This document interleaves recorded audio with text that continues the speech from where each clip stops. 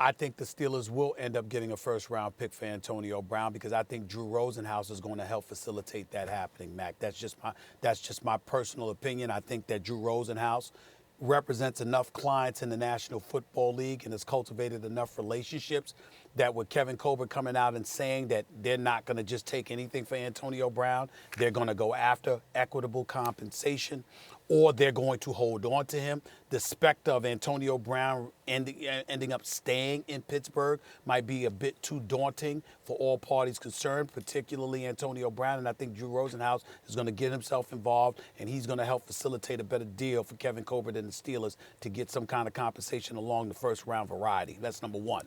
Number two, let me say this about what's going on with the Pittsburgh Steelers. Kevin Colbert, the GM, could not have made a worse statement by saying what he said about Big Ben Roethlisberger. Because Big Ben Roethlisberger is a huge problem inside that locker room. Nobody's questioning his ability, his Super Bowl pedigree, what he's brought to the table. But you have people that have a problem with this guy.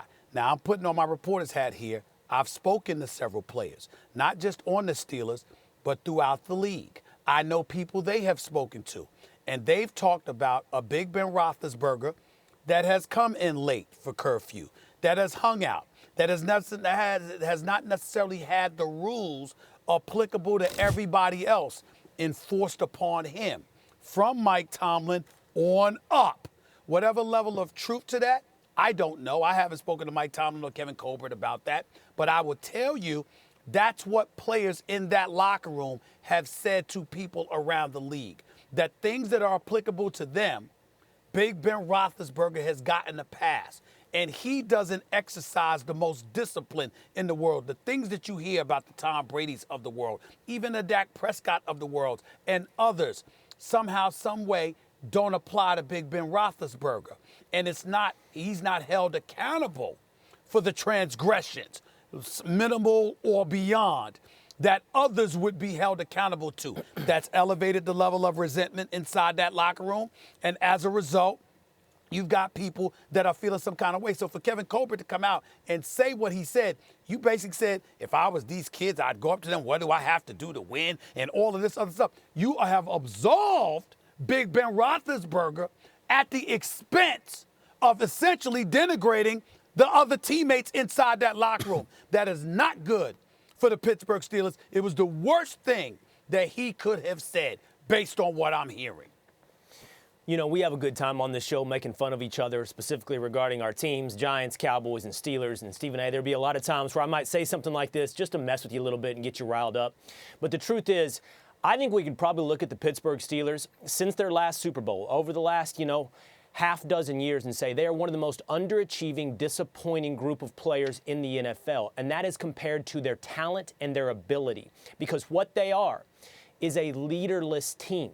They have a leadership problem. That's the answer to the question. What's going on with the Steelers? They clearly have a leadership problem. Now, leadership can often just be kind of like waved your hand at, like it's a cliche or it's a platitude, but it's so fundamental under success. We obviously have learned that with the New England Patriots, with both Brady and Belichick. You mentioned Dak Prescott, Stephen A. It's one of my favorite things about Dak. Yeah, there's going to be accuracy issues from time to time, but you know what Dak is? He's a leader, a winning leader. And whether or not it's the quarterback in Pittsburgh, I do think the coach, who I like, and I think there's a possible scenario here where he was just dealt an awful hand of 3, 4, 5 players that are impossible to manage. But Correct. the coach has to, the buck has to stop somewhere, and the coach is usually at the top of that food chain. There's You're right. leadership problem in Pittsburgh that has added up to them being one of the most disappointing franchises. And what you hear Colbert doing, Stephen A., is trying to implore the rest of the team to look at Ben as a leader.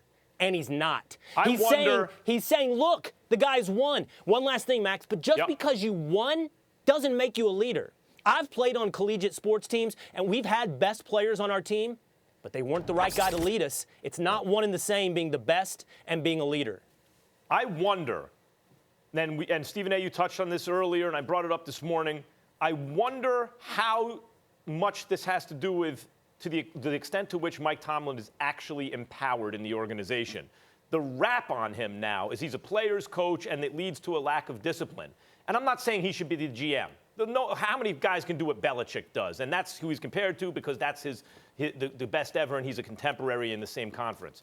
Belichick is both GM and coach. So unless you are Tom Brady with a direct line to the owner, well, you better get in line with Belichick. That's not Tomlin.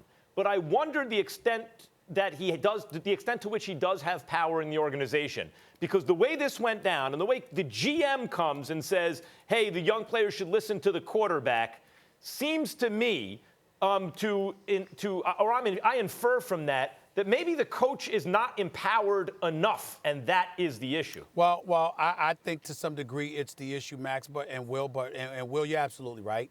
You know, I'm a Steelers fan. You know, I can't stand Cowboy fans, all of that stuff. But all kidding aside, you're absolutely right. There's a leadership issue in Pittsburgh, and we can talk about Mike Tomlin and how he might deserve more power.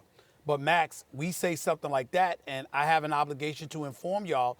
I'm getting word from players and saying, no, he's part of the problem because guess what? He's not treating everybody the same. Mm-hmm. And they feel like Big Ben Roethlisberger gets a pass for a lot of things that he shouldn't get a pass for. And so when you look at it from that perspective, we can make the argument that you're the quarterback, so of course you're going to be treated differently. But one would argue he ain't Tom Brady. But you know, there's saying, a lot of Stephen stuff that he A, hasn't gotten done, GM, and they're looking at him.